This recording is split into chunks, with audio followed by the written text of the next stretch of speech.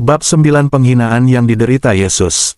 Dalam pengadilan Kayafas, segera setelah Kayafas dan para anggota sidang lainnya meninggalkan ruang pengadilan, segerombolan orang jahat, yang paling keji dari antara manusia, mengerubungi Yesus bagaikan sekawanan tawon yang marah. Mereka mulai melancarkan kepadanya segala bentuk penghinaan yang ada dalam benak mereka. Bahkan selama jalannya sidang, sementara saksi-saksi berbicara, para prajurit pembantu dan beberapa yang lain tak dapat menahan diri untuk melampiaskan kebrutalan mereka. Mereka menjambaki rambutnya, mencabuti jenggotnya, meludahi wajahnya, menghujaninya dengan tinju dan pukulan mereka, melukai tubuhnya dengan tongkat-tongkat berujung runcing, dan bahkan menusukkan jarum-jarum ke tubuhnya. Tetapi, ketika Kayafas meninggalkan aula, kebiadaban mereka tak terbatas lagi. Pertama-tama mereka mengenakan sebuah mahkota dari jerami dan kulit kayu di atas kepalanya. Lalu mereka melepaskannya, sekaligus menyalaminya dengan ejek penghinaan, seperti, "Lihatlah, putra Daud mengenakan mahkota ayahandanya. Seorang yang lebih besar dari Salomo ada di sini, inilah raja yang mempersiapkan perjamuan nikah bagi putranya."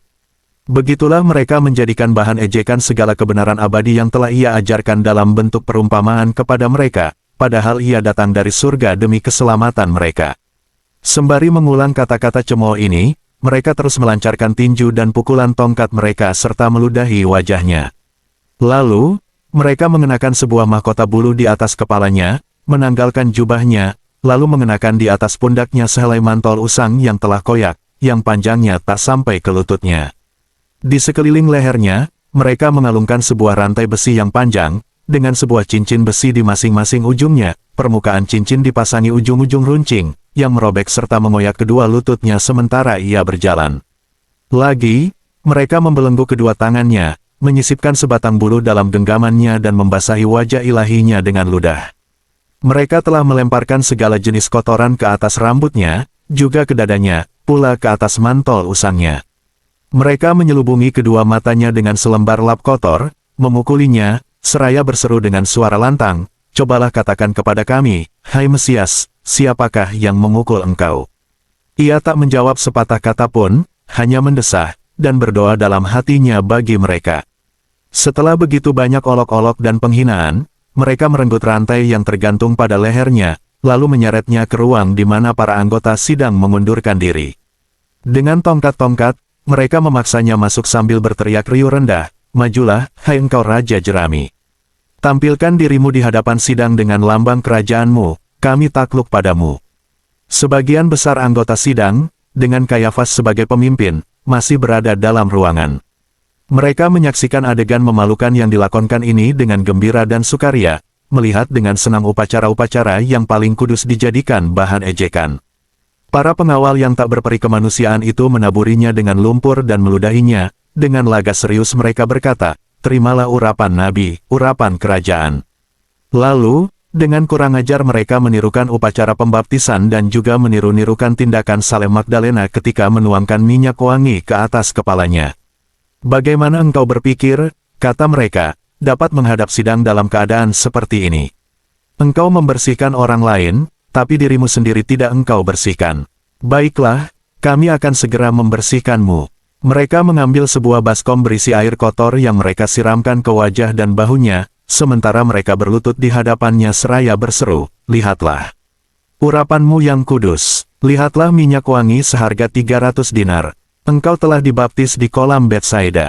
Dengan bertingkah demikian, mereka bermaksud mengejek sikap hormat dan sembah sujud yang dilakukan oleh Magdalena, saat ia menuangkan minyak narwastu yang mahal ke atas kepalanya, di rumah orang Farisi.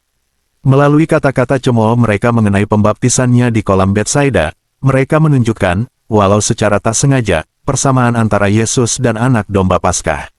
Sebab anak-anak domba Paskah dibersihkan terlebih dahulu di suatu kolam dekat gerbang Probatika, lalu dibawa ke kolam Betsaida, di mana mereka menjalani suatu upacara pemurnian lagi, sebelum akhirnya dibawa ke bait Allah untuk dikurbankan.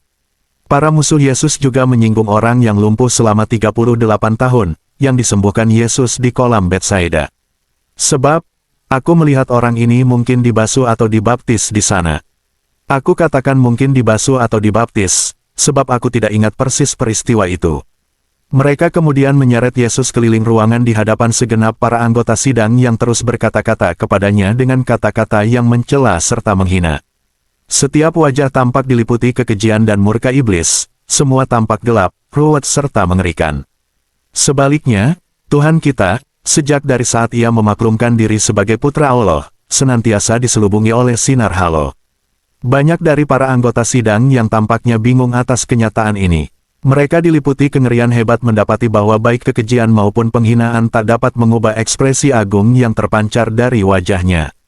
Sinar halo yang bercahaya di sekeliling Yesus sejak saat Ia memaklumkan diri sebagai Kristus, Putra Allah yang hidup, semakin mengobarkan amarah para musuhnya. Sinar itu begitu cemerlang, hingga mereka tak sanggup melihatnya. Aku percaya bahwa tujuan mereka menyelubungi kepalanya dengan lap kotor adalah untuk memadamkan cahayanya. Sumber, The Dolorous Passion of Our Lord Jesus Christ from the Meditations of Anne Catherine Emery. Diperkenankan mengutip menyebarluaskan artikel di atas dengan mencantumkan, diterjemahkan oleh Yesaya, www.indosel.net/Yesaya.